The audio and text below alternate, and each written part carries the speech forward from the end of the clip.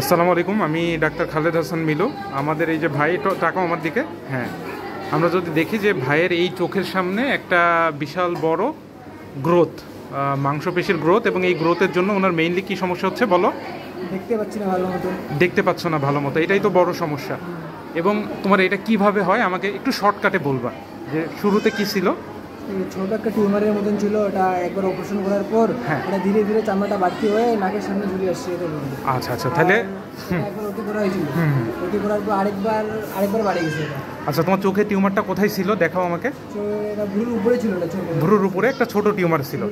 হ্যাঁ, আচ্ছা, ছোট টিউমার ছিল। ওই টিউমারটা প্রথমে অপারেশন করা হয়, অপারেশন করার পরে ওইটা ঠিক হয়ে গেছিল, কিন্তু পরবর্তীতে আবার এই টিস্যুগুলো গ্রো করছে, গ্রো করে নিচের দিকে নেমে তোমার চোখটাকে প্রেশার দিয়ে চোখ বন্ধ করে দেয়। তখন আরেকবার অপারেশন করছিল, কিন্তু এটা একবারে ভালো হচ্ছে না। আচ্ছা, এখন তুমি বলতেছো যে আমরা তো যেই জায়গার ডায়াগনোসিসে ভালো মতো পৌঁছাতে পারি না, ওই জায়গার মাংস কেটে পরীক্ষা করি। তো পরীক্ষা কেটে তোমার ধরা পড়ছে নিউরোফাইব্রোমা।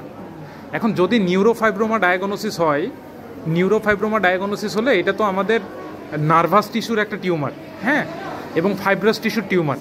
এই টিউমারটা একবারে ভালো হয় না। কিন্তু এখন তোমার যে কন্ডিশন, এই কন্ডিশন অনুযায়ী আমরা যেটা দেখতে পাচ্ছি সেটা হচ্ছে তোমার চোখটা কমপ্লিটলি ব্লক হয়ে গেছে। হ্যাঁ, কমপ্লিটলি ব্লক হয়ে গেলে তো তুমি দেখতে পারবা না, ওটা তো খারাপ লাগবে। হ্যাঁ, তাহলে এখন আমাদের যেটা করণীয় সেটা হচ্ছে, এটা যদি আসলেই নিউরোফাইব্রোমা হয় আমরা একটু পরীক্ষা নিরীক্ষা করাই। যদি আসলেই নিউরোফাইব্রোমা হয়, আমরা যদি পুরা এই যে অতিরিক্ত যে অংশটা, এই চোখটার গঠনটাকে ঠিক রেখে এই অতিরিক্ত টিস্যুটাকে যদি আমরা কেটে দিতে পারি, কেটে দিয়ে একদম মিনিমাম সূক্ষ্ম সুতা দিয়ে যদি আমরা সেলাই দিতে পারি, কসমেটিক সেলাই দিতে পারি, মনে করো 50 বা 60, সবচাইতে ছোটো যে সুতা, ওইটা দিয়ে থাকলে তুমি এই যে আগে অপারেশন করছো দেখো অনেক বড় দাগ হয়ে আছে, এই জিনিসগুলো থাকবে না। হ্যাঁ, সেক্ষেত্রে আমরা মনে করো যে এইরকমভাবে কাটবো।